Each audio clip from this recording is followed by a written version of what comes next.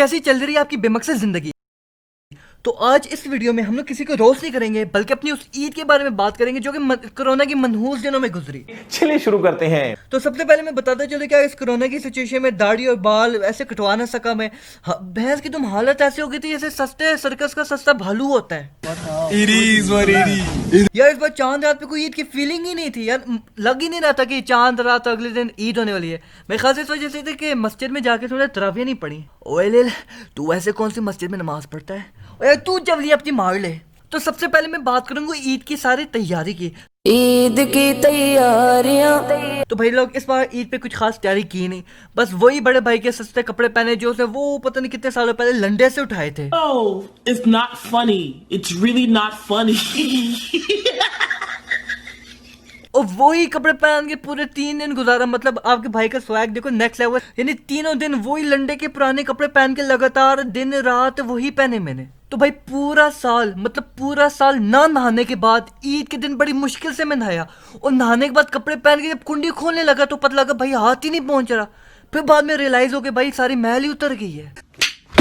अच्छा तो भाई बड़ी मुश्किल से मैंने वॉशरूम का दरवाजा खोला और मैं ईद की नमाज पढ़ने चला गया। अच्छा पहले ही कोरोना ने लग में लाई थी, ऊपर से यार ये टेंशन थी कि ईद की नमाज पढ़ने के बहाने, ईद की नमाज पढ़ने के बाद दोस्त ईद मिलने के बहाने गले ना लग जाएं।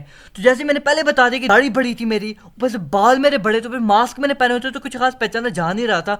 तो नमाज पढ़ने के बाद कोने में मस्जिद की जाके मैं चर्चियों की तरह बैठ गया, सर नीचे करके बैठ गया, और जब तक मस्जिद खाली ना होगी तब तक मैं अपनी जगह से हिला भी मत। और जैसे ही मस्जिद खाली हुई तब मैं दबे पाँव घर अपनी भागा। और बस रास्ते में भी ये टेंशन थी कि कोई देख ना ले, मतलब अगर किसी दोस्त ने मुझे देख लिया वो तो गले लग जाना है, और लगी हाथ तो बाकी दोस्तों ने भी आगे मुझे मिल जाना, पूरा मोहल्ला इस तरह मुझे मिल जाएगा। बस लग में आई हुई थी उस तरह में, बस डर के मारे में घर के अंदर जल्दी से घुसा और शुक्र अदा किया अल्लाह का मैंने।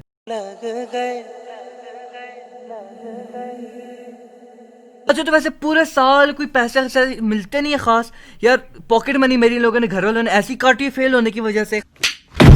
ऊपर से ईद के दिन उम्मीद थी कि कुछ ईदी मिलेगी, मतलब नहीं, इस बार किसी ने ईदी नहीं दी। ऊपर से बड़ी बहन ने 50 रुपए पकड़ा दिए। अब 50 रुपए में कौन सी सिगरेट की डब्बी मिलती? ओए स्क्रिप्ट किसने लिखी है?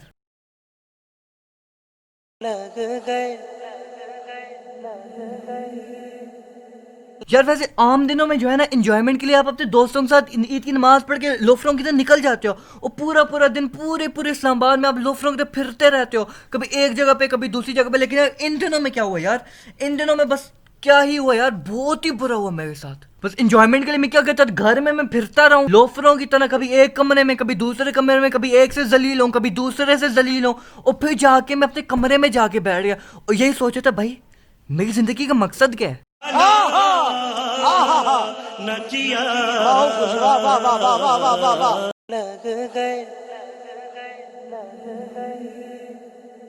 यार कोरोना के आम दिनों में जो है ना यार, कम से कम इंसान बोर नहीं होता था। नहीं आप जो है ना, कॉल ऑफ ड्यूटी होगी और पबजी मोबाइल हो गई और फोर्टनाइट होगी, नहीं आप अपने दोस्तों के साथ खेल लेते थे।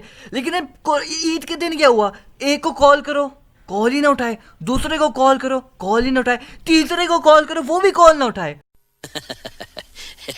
और बाद में मैंने उनसे पूछा तो कहते हैं भाई हम सोए हुए थे। बस लानत तो तुम लोगों की शक्ल पे यार, ईद के दिन सोए हुए थे।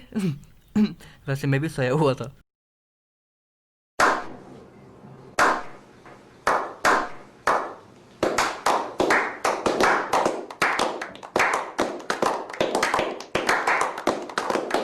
ये बस ईद मेरी इसी तरह गुजरी, मतलब जेब में 50 रुपए लेके पूरे घर के, कभी एक कमरे में कभी दूसरे कमरे में, कभी एक से जलील होना कभी दूसरे से जलील होना, खाना खाना, और दोस्तों के साथ गेम भी नहीं खेल सका, बस सारा दिन लेटा ही रहा और फिर खाना खाया। बस ये मेरी ईद गुजरी भाई लोग। तो आज के लिए इतना ही था। अगर वीडियो पसंद आई तो लाइक करो, अगर पहले से सब्सक्राइब नहीं करो तो सब्सक्राइब करो, और भाई कमेंट करके लाजमी बताना कि तुम लोगों की ईद कैसी गुजरी। मतलब मुझसे तो अच्छी गुजरी होगी ना यार, मुझे तो लगता है मेरी सबसे बुरी ईद गुजरी। तो कमेंट लाजमी करना, मतलब कमेंट लाजमी करना है।